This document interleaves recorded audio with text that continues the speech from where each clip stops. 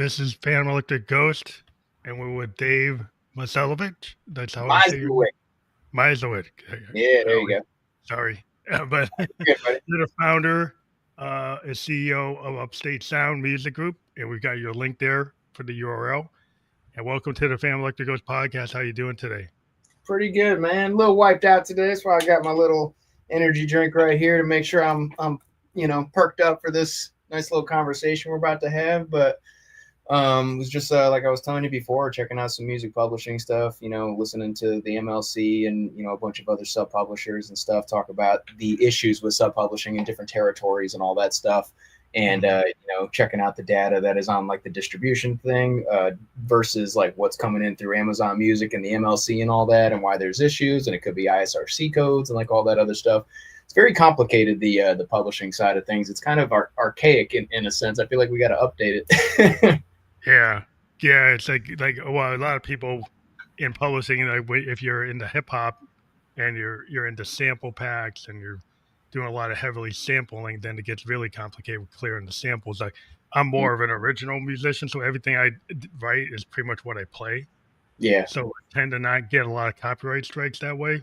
But yeah, it's like, I'm in BMI, so it does handle my stuff. But yeah, it's this idea today, like of producers and actual musicians. Like sometimes there's two different groups. Yeah, I call them beat makers. I think there's a difference between a beat maker and a record producer. I'm more of the before I started the company, I was more a record producer, songwriter, and all that stuff. Of Max Martin, like that style of songwriting and production, especially when Avicii and a lot of the DJs started getting big. Like the producer could be the artist now. Ooh. Yeah. So I'm like, oh, there it is. Now's our chance. Let's go. So me and my buddy Shane really kind of perfected our craft with all that stuff, and we were all about like not using samples either. Like we had to play the guitar, we had to play the instruments and keys and all that. And then remember Splice too, right? Yeah. Everyone I don't really use it, but like I kind of use my MPC to actually connected through CV to Mox in Eurorax. That's what I'm saying. Like a lot of even beat makers will just snag some splice loops and like put two loops together and call themselves a producer. And I'm like, damn, you get publishing for that? That sucks. Yeah. I get stuck in sound design on my Moog. Like I'm in with a CV type of Moog, analog transistor Moog, playing with the CV, getting the sound as a sound designer before I even write the song. So I'm not grabbing it from Splice or grabbing some pack. I'm actually creating my own tones and my own drum sounds and all that stuff. You gotta be careful with that though, bro. You get lost in that. I know. That's kind of what I like, because it's a cathartic to me. Yeah. The process is like not always about trying to do it as quickly as possible, but kind of getting to where I want to be. But it's a different mindset because I have a day job. Yeah, it depends on what the goals are, man. If it's for you, then do your thing, dude. Like go down that rabbit hole. I mean, I'm sure you'll find some wild designs. You can make your own sample packs. If you're designing your own stuff, get another source of income coming in. Yeah, but then I tend to want to use it. So that's my rub is like if I go give it to somebody else and then I can't use it.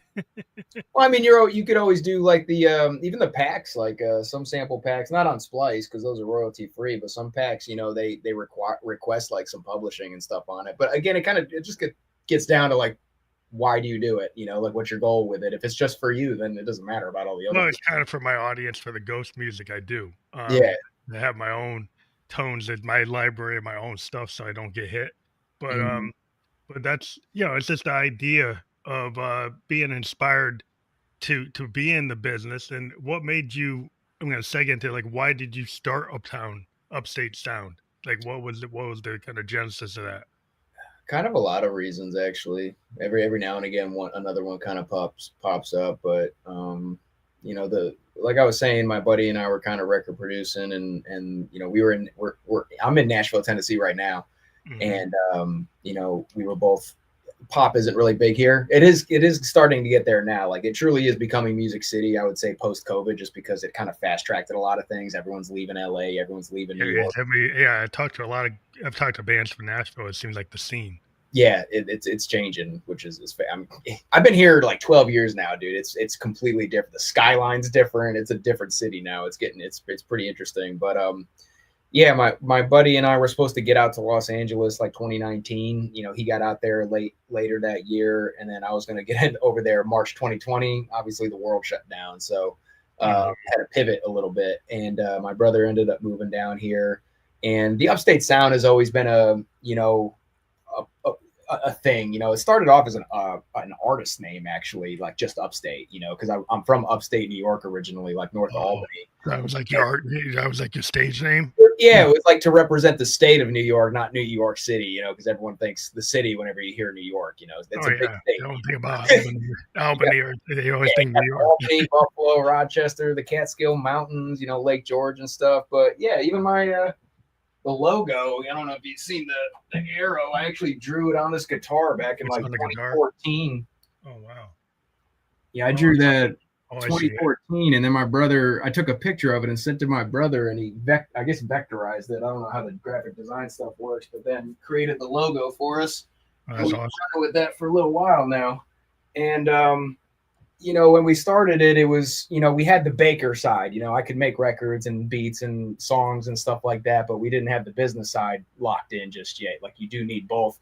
And, you know, you can do both for a little while, but like it gets to a point where if you want to scale, you do need to make a decision, whether you want to be that baker or you want to be that, you know, the businessman. So as we kind of were developing this, it started off as just a beat making production company. I brought on a bunch of different beat makers, especially here being in Nashville, where hip hop is kind of a misfit genre. You know, it's country music obviously around here, but you know, we started bringing on friends of mine because I couldn't make enough beats to like fill up the catalog, because BeatStars was getting popular around that time. And you know, we were going to be doing ClickFunnels and stuff, because I don't know if you know what Legion Beats was, but he was having a lot of ads around that time promoting ClickFunnels and stuff with Russell Brunson and all that, you know, like buy one beat and get fucking 20 of them or some shit like that, you know. And then if you buy another $20 thing, you get this sample pack or something. Obviously, when the world shut down, nobody was trying to buy beats. You know, everyone was making sure they could eat, and who knows what was going to happen. So we actually pivoted again and then started a podcast called MC to MC. And the whole point of that was like, you know, master of ceremonies, like MC to Music City, you know, like kind of talking to the underground artists and all that. So the rappers we had on, Foundation and Adeli did a great job in the early days, and you know, chatting with them and learning about just the scene around here. And it was a cool way for us to learn more about it too, because like I said, I'm from upstate New York originally. I'm not going to. Is it really getting to be a significant hip hop scene? Yeah, there's a lot. I mean, Electric Feel just moved here. That's Post Malone's company. Well, it's not his company, but his management company has a record label and all these other things. They just opened up a shop here. Position Music just moved here because we're right on 12 South. Have you ever been to Nashville? No, I haven't been there directly. No. Yeah, so you've heard of Music Row? I heard of it. Yeah. I've talked to bands that have been there, but I haven't been there. But I've talked to bands. We're right there. Like, I mean, I could throw a rock at it. We're right on Music Row, essentially, just by 12 South in Belmont. But cool. What was I saying? Yeah, that genre is getting big. I know definitely. Who's the producer from Memphis? T Grizzly or something? Is that his name? There's some really huge Memphis producer. He's got Drake cuts and all that stuff. He just opened up a studio here. There's a lot of people open up studios here. We're kind of known as the hip hop studio. A lot of rappers do come to us. You know, even when we were at the internship there at Belmont, we were getting told like, oh yeah, you know, everyone around here says, you know, go to Upstate for the rap stuff, for studio sessions and stuff like that. Now, like me, I'm more the label publishing side, but you know, like I said, we do clientele with studio services and all that stuff. But anyways, as the company was kind of figuring itself out, we ended up having a guest on the podcast, and one of my partners was like, yo, we should sign this dude. Don't know how to do that, my guy. So, you know, we even though I went to Belmont, it was for audio engineering and stuff. So I never really kind of got a full understanding of how the business side works. Like you do as a record producer, you understand some stuff, but it's not like the ins and outs and like how to negotiate and, you know, like contract. Well, it's more like an attorney space. It's more. Yeah, all that stuff. which I love contracts now. I collect those things, man. I love reading over those things and hearing feedback too. But over when we went back home for Christmas to visit the family, like for 2 weeks straight, it was like 8 a.m. to 2 a.m. just researching. What is a record label? What's a 360 versus a licensing deal? What's a pub admin versus a co-pub? Why is there 20 different management, types, for companies? Why is Barstool Sports so popular? Are record labels just media companies? Could it be as big as Barstool in terms of branding and stuff like that? Could we have little shows? Could we do all these things? Just went down the rabbit hole. And then when we got back, we hired an entertainment lawyer.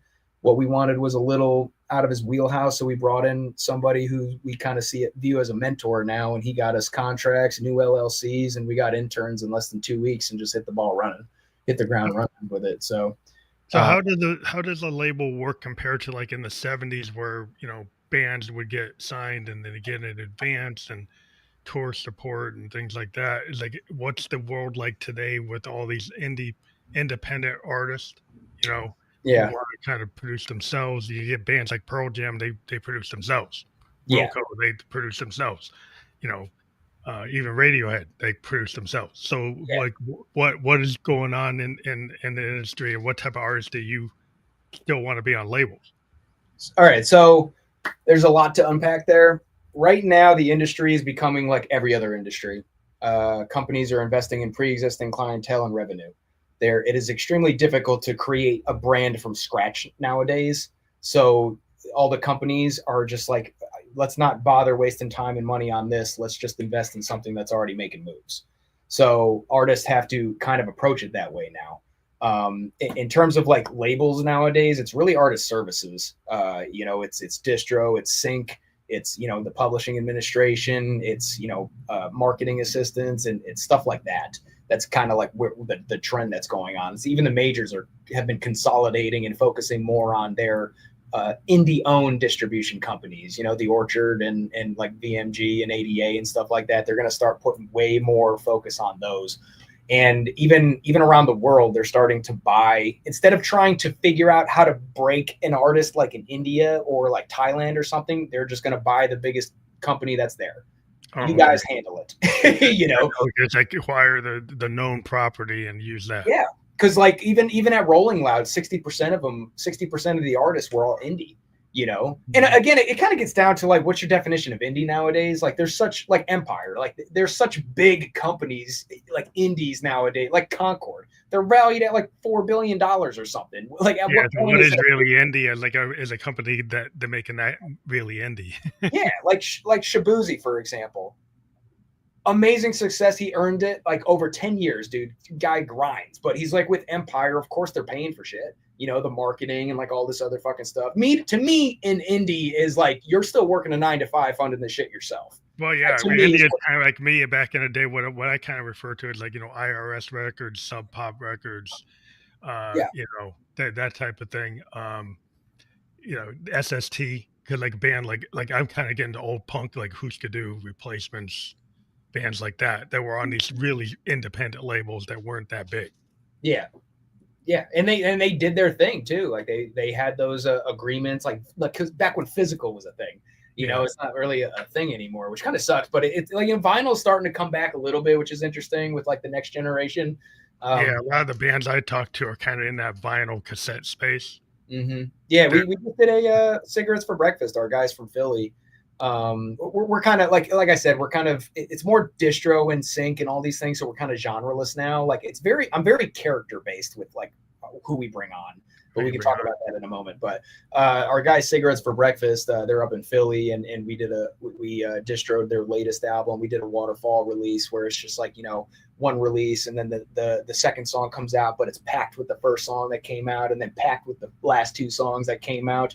So you can kind of, bring on, like, just kind of milk each song for what it's worth, So the whole thing is like, you don't really want people kind of going to just one song anymore. You want them going to like a playlist. Well, you want them to get them back into the album. Maybe it's not an album, but you want people to actually, I was talking to some artists about this. Is like, the problem with the playlist type of mindset is you never get to really know an artist. And if everybody's a one-hit wonder, like how are you going to get people to actually want to see your whole set or actually get pulled into your work? So you kind of got to get people to dive into your tracks. And so if Mm-hmm. you're that marketing technique you're talking about, it gets people more familiar with that set list. So if they hear it at a concert, they'll actually know it. Mm-hmm.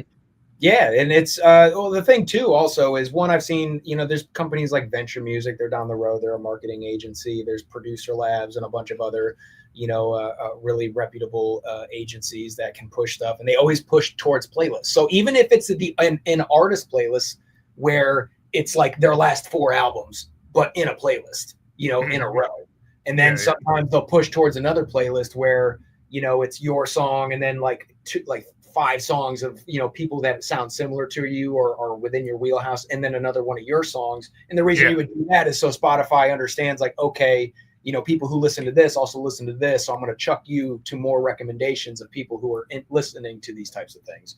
yeah. But at least if you can pack more than just one song Mm-hmm. from an artist, so you can get people to actually understand what is the kind of signature sound of that artist. And Mm-hmm. sometimes the single is not exactly everything about that artist. Yeah, So exactly. That's why I like albums. I'm sure you love albums too. Like yeah, I I'm do a like to sound hear of the the '70s. The album to me is like reading a novel. It's like the Great American Novel.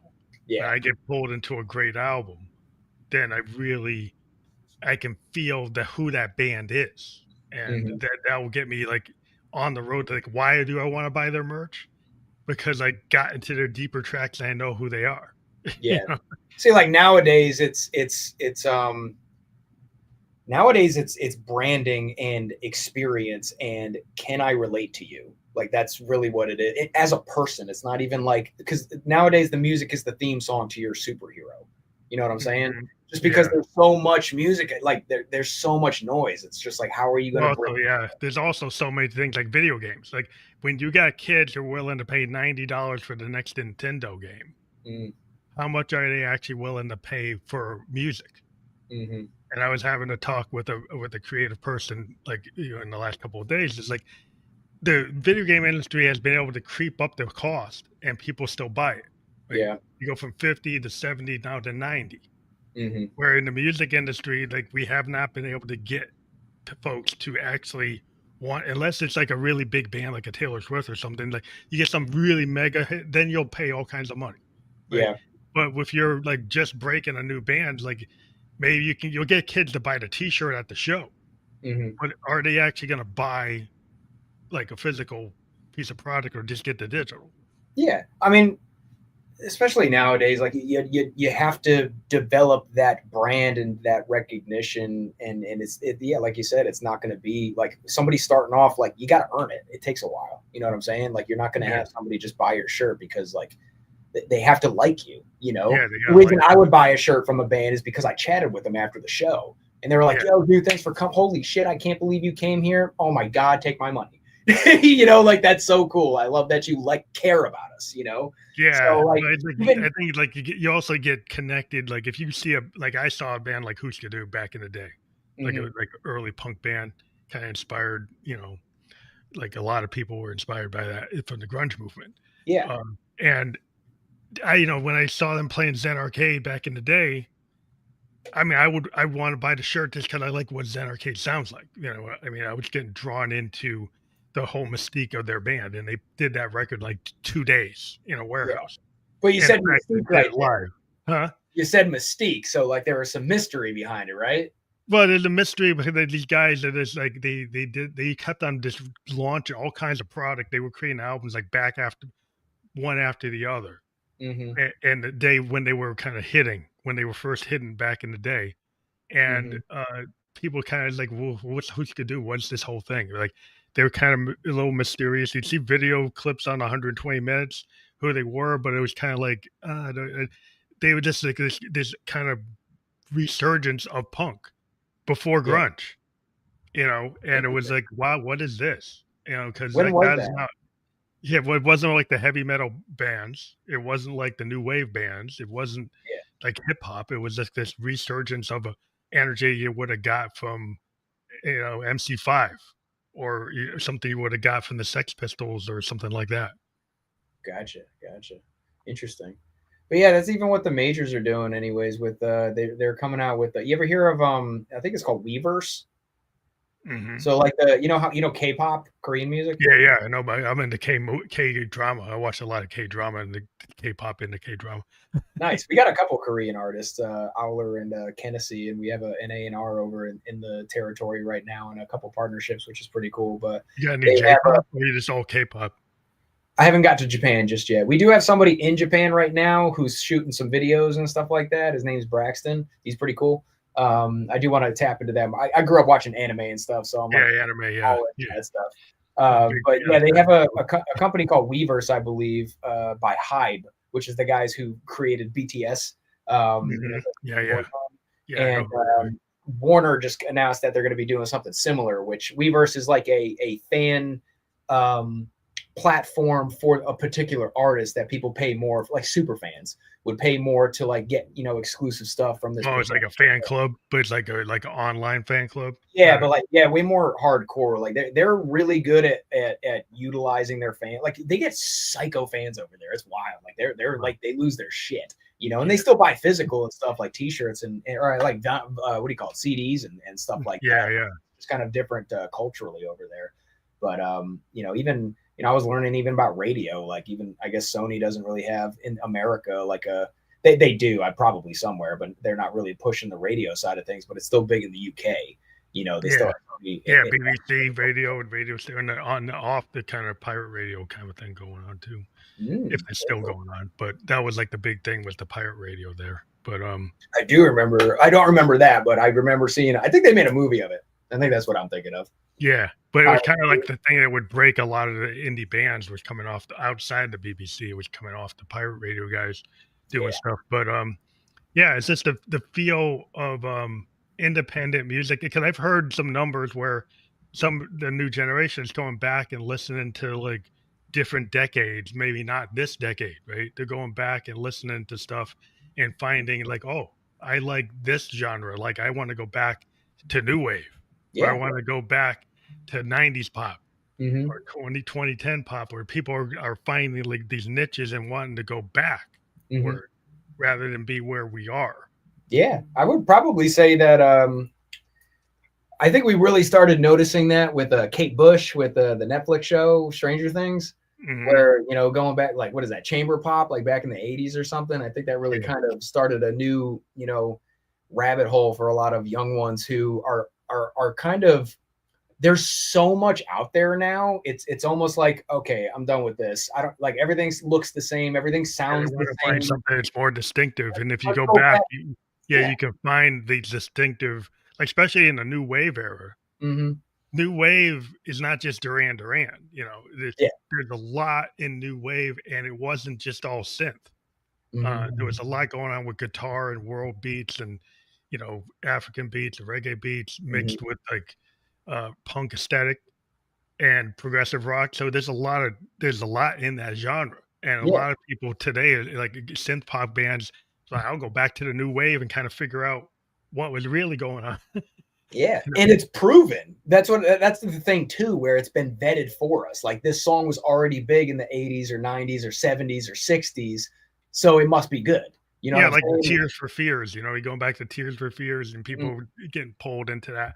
And it's just like the as a songwriter, like the art of the old songcraft of having bridges, having intros, having outros, actually having a song structure that's not just a hook.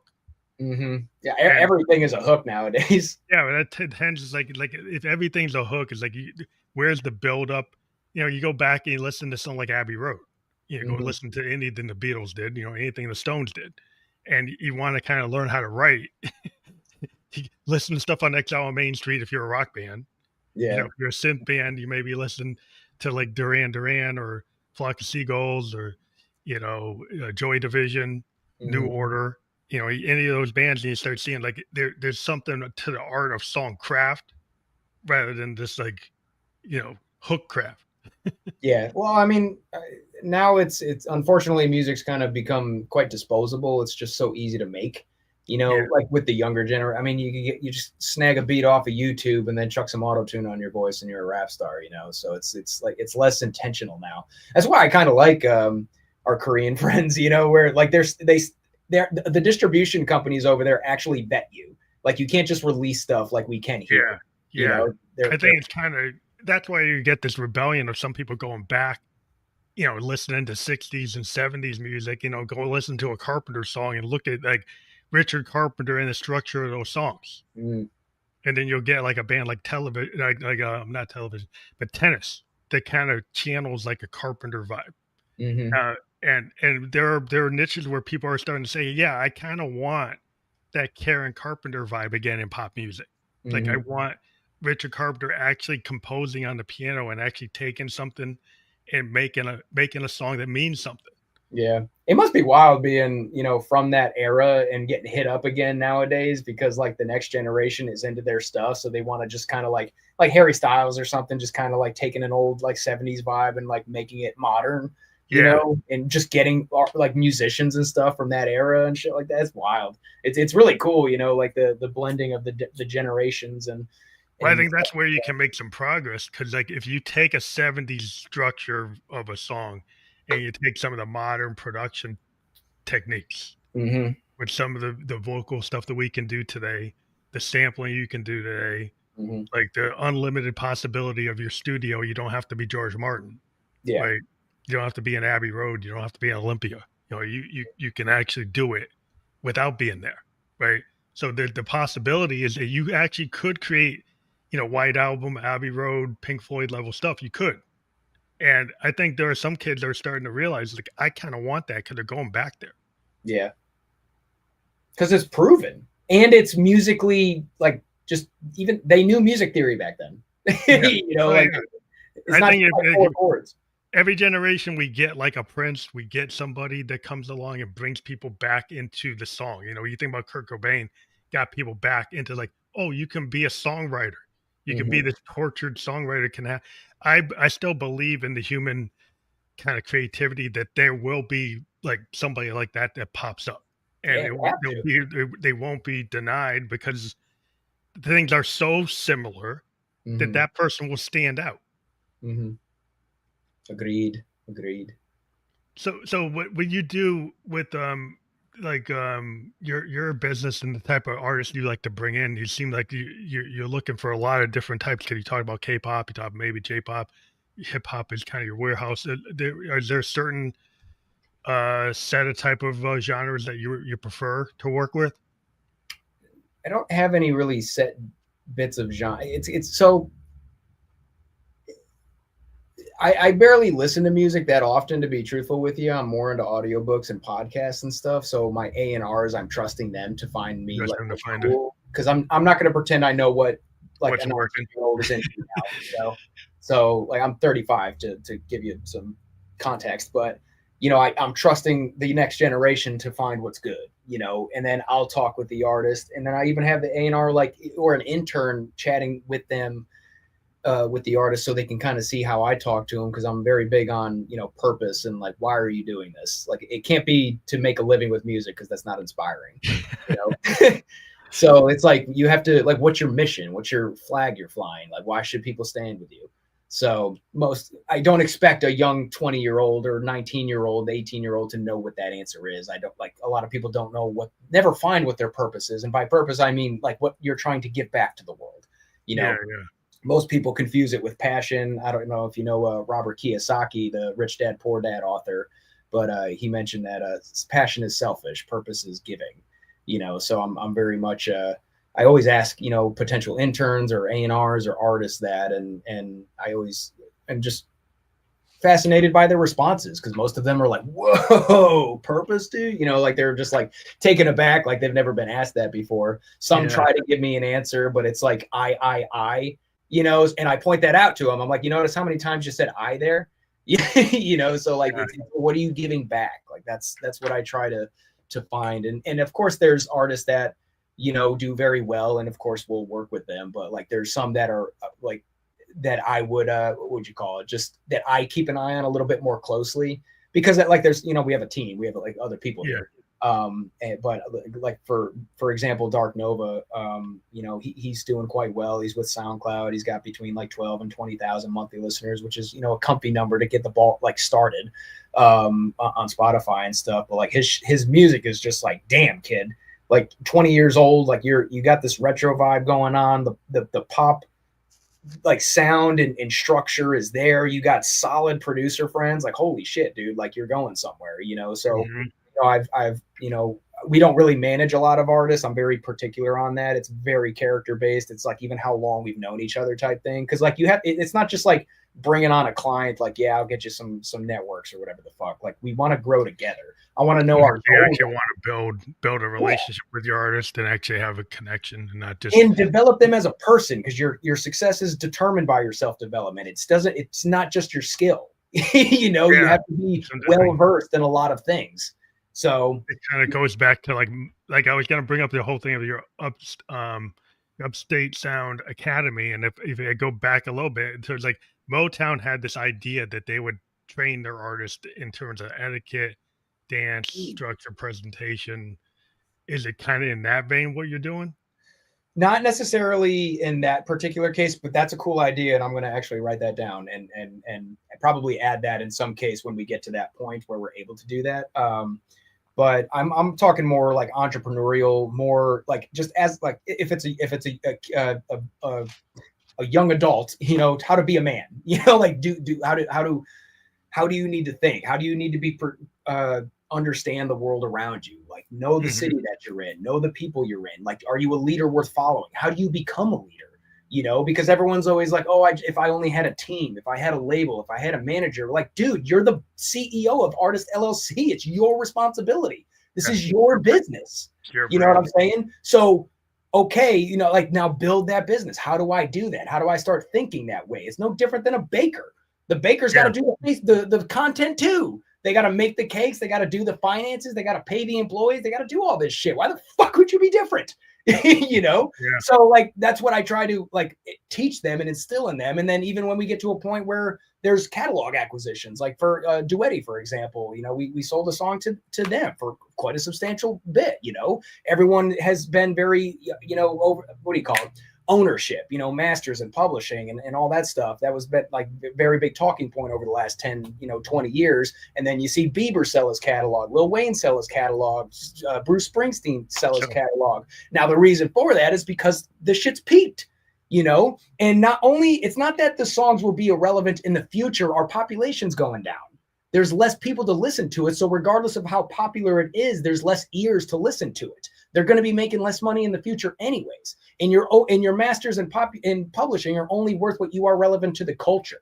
So in mhm. 20 years, your shit might not be hot anymore. So why don't you sell that for like $100,000 and invest in a 300 unit apartment complex downtown Nashville? Because that's going to, you know, increase in Yeah, value yeah. over time. So that's what I'm talking about. Like that entrepreneurial kind of mindset. Like even right now, a lot of the boomers are retiring. There's a lot of boring businesses that cash flow like a mofo and they don't have heirs to take over. You know, so instead of going to get a bank loan or whatever, maybe buy that laundromat down there, you know, and then Mhm. that starts cash flowing. Then all of a sudden, you know, maybe it makes 1.4 million a year and you got 40,000 profit. And then that can go into your music career. Boom. You know, so like that's how I want them to start thinking. Like you have to start thinking like a businessman, start thinking like an entrepreneur, start thinking like these aren't your babies, like the music and stuff like that. You know what I'm saying? Like, yes, they're your leverage right now when you're 20, you know, and then when you build it up, get some leverage, especially nowadays, everyone's doing licensing deals and all that stuff, but they last like 20 years on some of them, especially if you're getting a fat advance. You know what I'm saying? So Mhm. once you, and that's fine potentially. You know what I'm saying? Use that. Don't live off of it. Invest it into something that is going to get you a nice return. Put it in the S&P 500. Put it into real estate, possibly crypto and gold and all these other things that have been proven over the last hundreds of plus thousands of years with gold and all that shit. You know what I'm saying? So that I started kind of tangenting there and ranting No, a little it bit. makes But like, sense. I mean, it tends to be a art, you know, like if you're like a pure artist, you tend to probably not think in those terms. Like yeah. you think like if you're somebody who was like a fusion jazz artist, the Mm-hmm, last thing or like a funk artist like a George Clinton back in the day, but probably the last thing they're thinking about is what you're talking about. mm-hmm, And it kind of burned George because he ended up signing like Westwood and being fighting that and he's fighting it to this day. But mm-hmm. the idea, you know, I think some musicians are so into the craft that they don't look at the business side. Yeah. And that's a mistake. You know, Prince used to fight that battle, you know, when Mm-hmm, he was alive. He was always, at least he had a vision of what he wanted to do, right? And that's important for artists to have, is that vision. You know, I just had an artist the other day call me asking like, yo, should I drop my managers? And I'm just like, oh shit, I probably shouldn't be talking about that, but we're gonna talk about it. It's fine.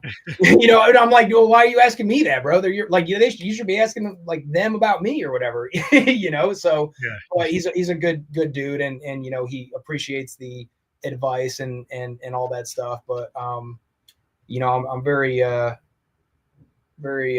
just grateful that I've made an impact and inspired artists to even be able to ask me those questions and want to hop on and be a part of the team that we're building, because like we want to guide the next generation forward.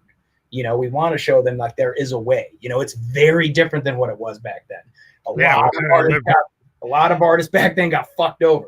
You know, yeah, so like it still seems like a lot of times, like if you look at the way the structure of the industry is, you know, especially today, like if you look at a lot of these tools that people are using to, you know, master their music or work on their music, and then it's basically saying, well, we're going to train your our AI on your song, yeah. and you can't get any royalties from it.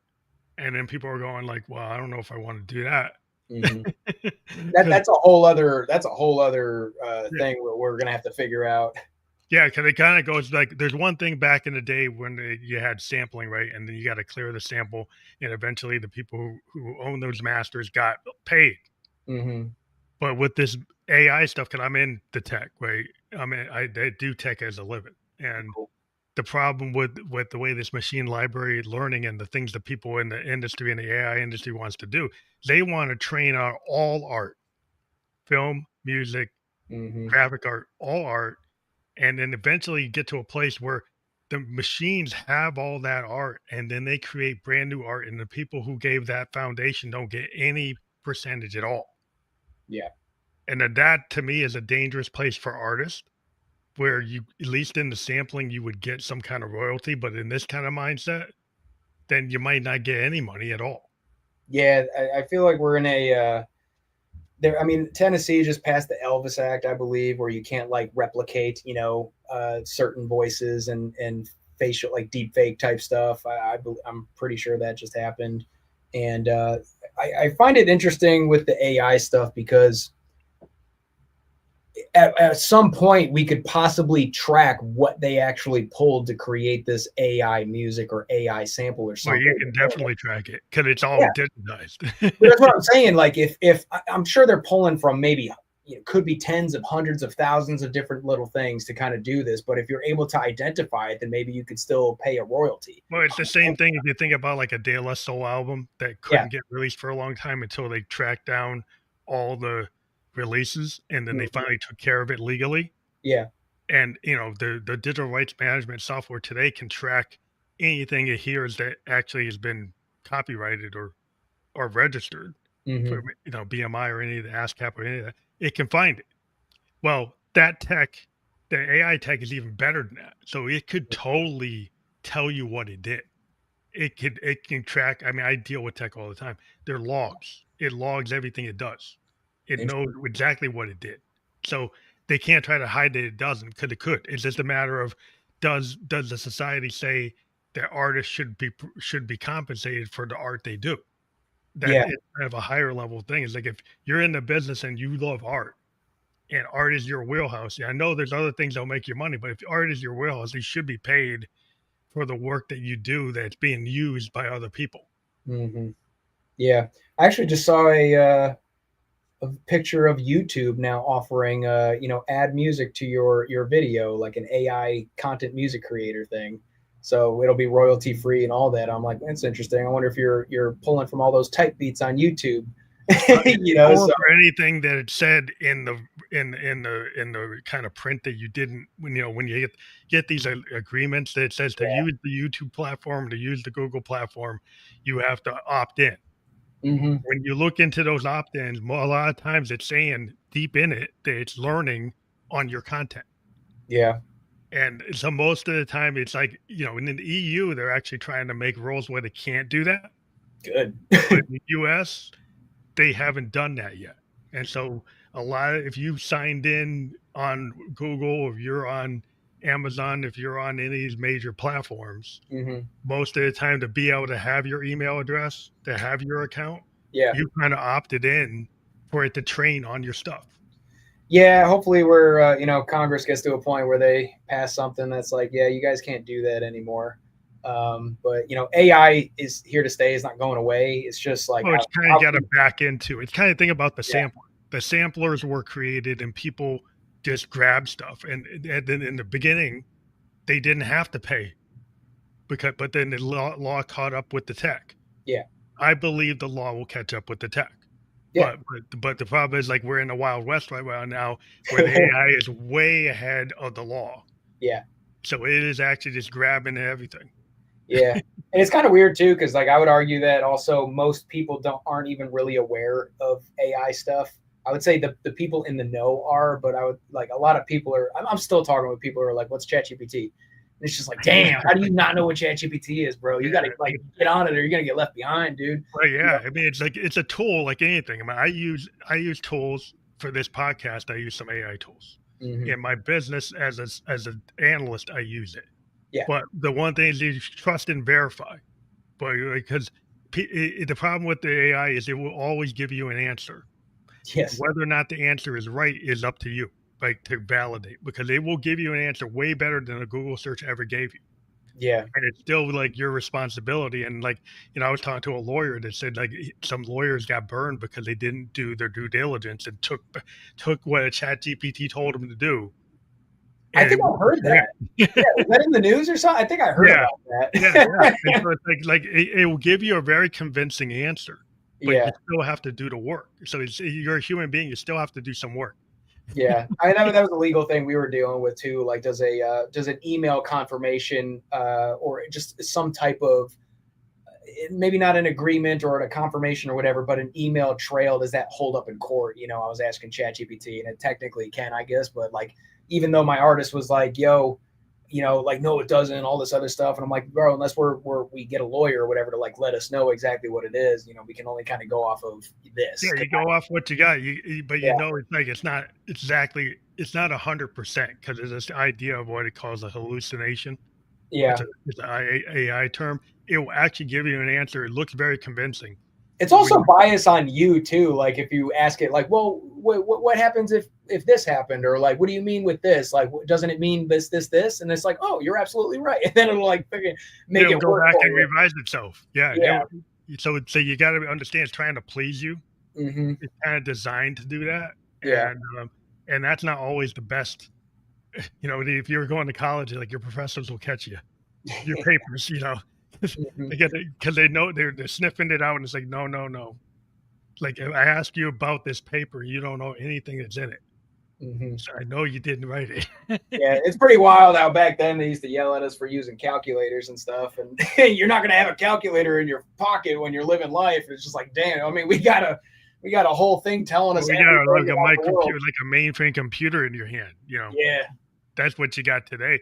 And as a musician, there's a lot of cool things you can do. Yeah, like you can use it to, like, I won't use it to write the whole song. Yeah. I might use it to like give me an idea, give me a color to something. Like maybe you can show me like how this would sound if I use this type of filter, right? So I use this low pass filter, this high pass filter. I use something like maybe you can give me like an example of a Neve filter I can't afford. Yeah. Right? So you could pull that through a software version of that and give me that. So I know it's like, oh, like I didn't have to actually have that Neve board. I can actually get it to give me the different colors and then give me like 10-second snippets of what it would sound like using this, using that. To me, that's a cool use of a tech, right? But I wouldn't want to use it to write the song. But that's just me. I would rather use it to color the song. Yes. To edit the song. But it's just a style choice. Are you going to get lazy, or are you actually going to, do the work? I mean, a lot of people use, I heard, Kanye used just the iPhone mic to do a lot of the Donda stuff. I don't know if you remember the Gorillaz with Damon Albarn. They did a whole project on the iPad when it came out, I think. Yeah, he did. Yeah, I remember he did that. Well, yeah, you can use the tech to kind of, like a synthesizer in the beginning. All the purists were like, that's not a real instrument. With that, once the Moog mini Moog came out and people found out you could do basses on it, and Keith Emerson showed what you could do, and guys from Genesis, yes, they started showing like a synthesizer can be a real instrument if a classically trained pianist can actually use it, and it doesn't not sound like somebody who knows how to play a piano or harpsichord or an organ. It's the same. It is an instrument. So I think these tools can be useful in creative processes. Just I think we can't just do 100% use of the tool. Then it's really not you. It's whatever. Dude, you're quite knowledgeable, man. You are a student of the art. Like, I appreciate it. Like, you know way more than I do about that stuff. Well, I just think it's important for people to kind of be aware. Like you said, that people don't know what ChatGPT is. We're living in what is the information age, right? Yeah. This is the information automation age. This is like the age of where you're going to get robots that are really close to stuff you saw in Star Wars. Right? You're going to start to see drones and robots and stuff that look like stuff in Star Trek and Star Wars for real.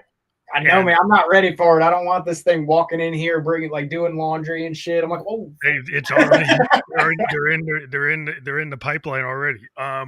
But it's like this is the age of that, and so you have to understand is like that, like you're gonna have to level up because there's stuff that's being replaced. I mean, I know programmers are getting replaced. Yep. AI is so good it can actually program in some cases, and some low-level programmers are being replaced by it. So you have to level up and understand how to tame it and actually get into it. So you have to level up. Like I was putting shoehorns on the horse, and then the car shows up. You got to learn how to work on an engine, or you're not going to be working on anything. Yeah, I mean, like you said about before about like that next generation of creatives and stuff like that, and trusting in human innovation. Innovation, and I think that we need to trust in human innovation as we enter the world of AI and as we're in this information age, because like it'll some jobs will be lost, but like there's new jobs that we haven't even thought of that will be created, and that's happened over time ever since the Industrial Revolution and all that stuff. So this revolution allows like one or two people to create like a mini factory in a place that wasn't a factory. A 3D printer and your computer, you could actually build a manufacturing capability in your house. Yeah. But so now you can be a small micro manufacturer. You could be a small service provider. You could do what a company with 100 people did, you could do with 2 or 3 people. Yeah. So that means you can make all these micro businesses that never existed. That means you could have the power of Olympic Studios or Abbey Road in your room. Right. So you can do something that if you shared that and like your models, like you bring people into your spaces, the tools today and the equipment today, you could get really high level quality for not the money that it used to cost to buy like some, $100,000 knee board. Yeah.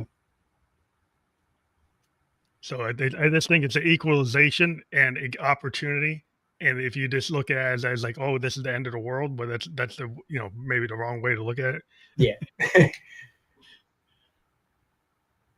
But what's next for your company? Like, are you just continuing to expand in Nashville, or are you thinking that that's your home base? That's where you're going to be. This is a relatively, I guess, small percent of what like I need to accomplish with the time I have on this planet. But yeah, for the Upstate Sound in particular, like Nashville will always probably be HQ. We do have people in Los Angeles, London, Korea, looking to get some people down in Miami for like, the Latin music and Spanish. But, eventually getting it to a global enterprise that is, able to rival quite a lot of the other, bigger companies out there, but like in the way I want to do it. What our values are and what we represent. Because I always see like, I'm sure you watch podcasts and other webinars and stuff with CEOs and other, business people, and they're just kind of boring. There's nothing like lively about them, like, damn, inspire me, motherfucker. Like, let me know like things are going to be cool. Well, they're all kind of coming from like, they're coming from the balance sheet point of view. Yeah. Because like an accountant, the actuarial thing, it's hard to get, excited about widgets and spreadsheets. Yeah. if you can be more passionate, like Steve Jobs was able to be very passionate CEO and get people to see the idea of Apple. Well, because he's a visionary. That was a visionary. When you get a visionary, you get somebody like that. When you get somebody that's like totally can go beyond the narrowness of their lane, right, and actually communicate it outward, then that's like revolutionary. When you can get somebody who can connect at that level, and that's why I think in this age, people, this is what we live in, this kind of internet age of the TikTok, Instagram, short, reel mindset. Like if you can connect in that 15 seconds, 30 seconds, 60 seconds, and make that pitch and get people to get it, and then make people stay in longer, for your webinar, and not fall asleep, and actually get motivated and actually want to talk to you, want to connect with you. That's how you make progress. Yeah. I mean, it's brand building too. It's your personal brand. It's the company brand. It's just like, again, it's what do you want to represent? What is like, why should people stand with you? So like, that's what you have to kind of, for artists, for companies, for anybody, it's just like, what do you want to give back? Once you can kind of identify that, you'll figure it out. Because mostly, every question is just like, oh, how do you do that? Motherfucker, you got ChatGPT right here. It gives you the answers now. Just ask, Like before you had to just Google it. Before you had to read about it and then have a mentor. Like now you can just ask ChatGPT to like get you a blueprint of like how to get you from point A to B, But a lot of people just like, they want things done for them, nobody's willing to or understands like how fucking difficult it actually is to start a business and keep it going, and taxes and payroll and expenses and all this other fucking shit, like all that. It's and that's what we like. I try to teach, like whenever I have I'm chatting with somebody new or an intern or even if I'm talking to like you, just talking about these things and getting it out there and getting it heard, and just like, oh, maybe I should listen to a business podcast or something to learn about like what the interest rates are. I think the forward progress is like the whatever level of discomfort you will have with like going outside your wheelhouse to gain knowledge, and not that you're gonna drown or fall on your face, but the fact is, like, you have to know what you don't know. Yeah. And then you have to kind of seek out those things that may be at first a little uncomfortable to be outside your warehouse. But if you just feel like you're phoning it in and you got, a hold of what you're doing, it's like, well, that's going to get kind of tired, and you're probably not going to be very responsive to what's going on in the world if you just stay in that loop. Yeah. We're limited by what we know. Even if you're collaborating or making music, like you need to work with other people because you're going to learn some certain things from them. And that's how you can really start to shape your style. It's kind of like I compare like even your musical style, like to a like fashion, like a lookbook or something. You're kind of cruising through. It's just like, oh, I like that scarf. Cruising through. I like that jacket. And, you start, taking these influences and putting them on you, and that's your style, So it's go ahead. Yeah. I mean, that's the idea. Like you think about a guy like I always bring it back to Miles Davis. But he's a bebop king. Yeah, he's in that canon. A lot of people think that is jazz, his bebop phase. And then he was bold enough to break his own canon and create fusion. Cool. Right? So the idea that somebody in a canon would actually go and create a whole nother canon, a whole nother area, that is really when you're an innovator. Like you think of like a Bowie. He could have been Ziggy Stardust forever, and he switched to Aladdin Sane, then White Duke, made all these different characters, and he would do it, and sometimes it would not be commercially successful. Yeah. But he said, I can't be an artist and be comfortable. I have to put myself into a certain state of discomfort where I might be kind of treading water, but I'm not going to drown. He had a statement that was in those kind of words. And I always thought that's really, you can apply that to everything. You that kind of mindset is, you do have to get comfortable with a little discomfort, in order to make progress. And I think people don't like that because they're scared of it. Well, it's because they don't trust themselves.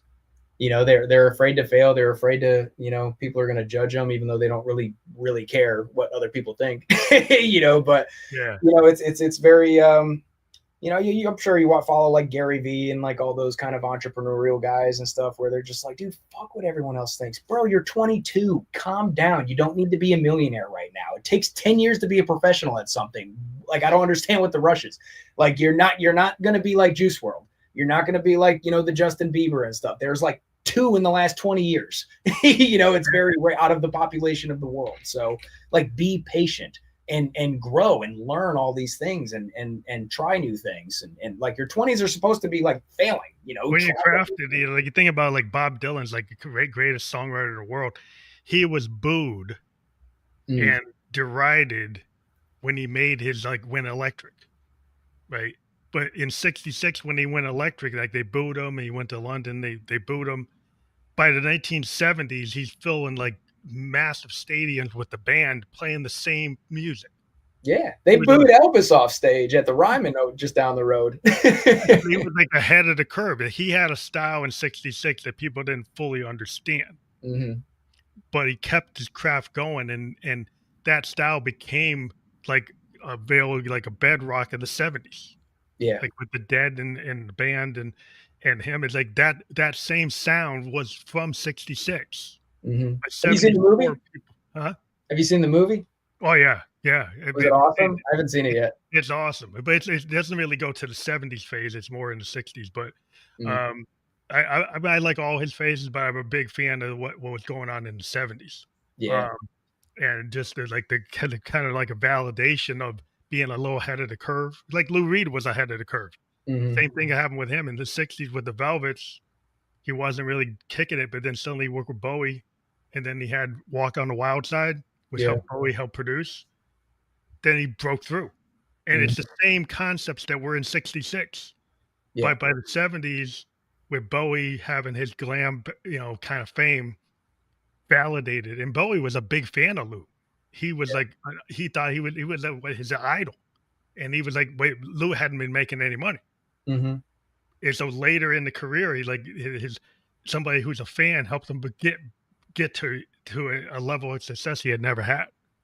So that's interesting that kind of dynamic can have, that one of your fans of your old period can actually get you to where you need to be. Yeah. I mean, that's the thing nowadays. Like even artists are just asking their fans, what direction should I just go in? Like ask the market, stop thinking too hard. If you let your fans, if you have that communication with your fans and you actually, now you can get it. Like you could get like immediate, like writers have beta readers. Yeah. And they send their books to this group of trusted beta readers before anybody gets it. And they get a lot of feedback of like which way, if they're going the right way or not. Yeah. And musicians, we could do the same things, Yeah, there's a thing on SoundCloud now. It's some beta thing that they're doing called fans or whatever. You can actually message every single listener that listened to your song on SoundCloud now. Just DM them or whatever. And get feedback. Yeah. And see the guys who actually give you good critique. Yeah. If this hearing you hated it doesn't really help me. Yeah, I mean, it's even just collaborating with them. Like what? Yeah, like you said, like what direction do you like? Or like what drew you to this? How'd you come across it? If Spotify had allowed that, I mean, that'd be a game changer. Like I would have my artists, like, I don't care if you had 1 million monthly listeners, bro, you're going to talk with every single one of those people, because it's a good thing to get into, because like if you get that feedback loop, then you're not so, I think sometimes as artists, we get too close to something. Yeah. And we kind of need to get that 50,000 foot view of like, where are you fitting in? Right? Especially if you do everything. Especially if you if you make the beat, if you mix it, if you write the song, if you record yourself, like all that, like you can really overthink a lot of things. So that's what I've noticed anyways. I know for myself. But if you say you make the beat or something and you could send it off to an artist and they can top line over it and do stuff, or maybe you're just writing over someone else's beat because that's inspiring and stuff like that. I think it just comes down to collaboration. I think music is collaborative in nature. Yeah, it kind of goes back to if you get in the old days, like when I'm in a basement with 4 guys with a 4-piece kind of band, like a punk band or something. Yeah. And it's just in that basement rehearsal session, it's that kind of learning from each other, learning from the drummer, learning from the bass player. It's what worked, what doesn't work. Yeah. And now a lot of times we're so somebody's in a different city, somebody's in a different country, they send you this, they send you a file, you get that. You don't have that collaborative effort that you had when you're in the basement, right? Yeah. Or in the garage. And so how do you get that kind of collaboration when you're using all this tech that's remote? Yeah. How can you get the same feel to get get that immediate feedback? Yeah, and you don't really. You're not discovering really anymore, like everyone's discovering themselves while they're like trying to like, oh no, right there, keep going, like with that shit. Like, you don't get that like excitement like with people. You don't get that like there's nothing like that. Like I still prefer that. Like I work with people overseas. I've worked with somebody in Denmark or somebody in Japan, different places, and they never met him, and we might instead have a web X, and in that web X we might play to each other, and we did that. And I found that was very useful. Instead of just sending a file and then doing an email, actually get on a WebEx and actually doing a web conference and actually doing that kind of thing as if we were in the same room. And the tech now is good enough that you could actually do that. And so there are places where people could collab where they just don't realize that they could. And I still think that human kind of collaboration is always going to provide some kind of magic that maybe the other type you can get to it, but it's not the same thing. Yeah, I mean, that's what I think. Even in just business stuff, I think we're going to be, as much as AI can handle like administrative kind of works and stuff like that, we're probably going to start having more in-person meetings because we're going to eventually hit a point where we're just like, we don't even need to leave this room. So we're going to try to find ways to, come together. I even saw the other day, fitness festivals are becoming like a thing. I don't know, like Diplo's club run, if you know about that, but like there's DJs there. There's like all these things going on, but it's like we're like begging for reasons to come together because we're community animals.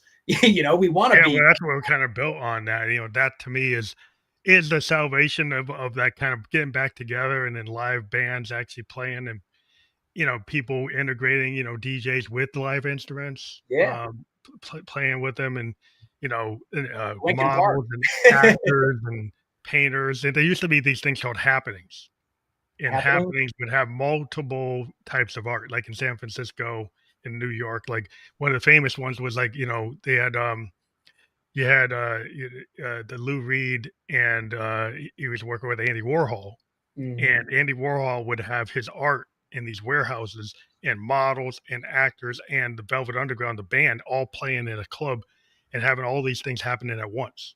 And that drove the poets and the painters and the actors and the artists and the musicians are all in the same room getting all these ideas in this kind of virtual, not a virtual, but like an actual event that's multi-threaded, bunch of things happening all at once.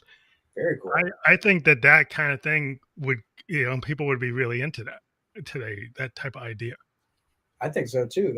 I mean, I feel like I've seen that in movies, like even, what did I watch recently? That HBO Successor or something like that. I think there was an episode where they were like in some type of, exactly what you said. I never heard it called like a happening. Like where there's like art gallery, there's a band over here, there's something else going on over here. Like there's all these, stimulus, Yeah. It's just a way to kind of feed people's artistic and intentions and get people to kind of get triggered into, there's a permission structure, Very cool. I think it's a cool idea, but to toss it out there. But we always end up talking longer than we ever expected. We actually hit the hour mark. That's what I'm saying. Let's play it by ear, man. I'm down for it. Let's go.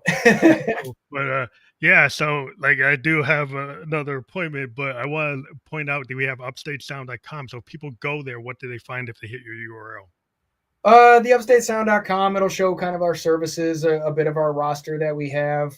You could check out our studio services as well, look into the distro and sync, publishing and just, you can contact us, just DM us like on Instagram or something. We're extremely open to just chat with everybody. We have an open door policy at the office where it's just like, I've had people come in I had the other day, a guy who drove down here from Canada, from Saskatchewan, and just knocked on our door. He's sleeping in his car, like, yo, is this the Upstate Sound? I'm like, damn, dude, like what the fuck? So I ended up chatting with him for like an hour, just kind of giving him advice because he thought he was going to come down here and get a record deal, so I'm kind of like teaching him. He's from a small town of like 200 people up in, Saskatchewan, Canada.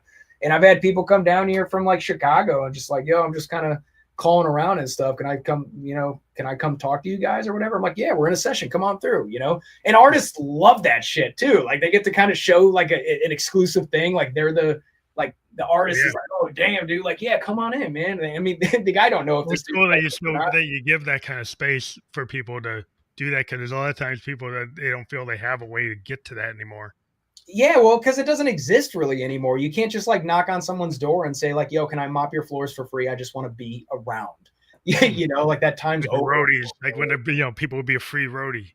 Yeah, dude. It's just like, oh man, I just want to help. Let me help move some cases for you and stuff. Yeah. But like, what we do is like we do our internship stuff, and like with the academy, we do our A&R kind of training program. So like you can get in and actually do what A&Rs are doing now, because even that game's like quite different than what it used to be. Yeah. Totally different. That's a whole other conversation. Yeah, but it's very enjoyable to talk to people in the music field, because that's kind of where we started the podcast. So I want to thank you for being on the show tonight.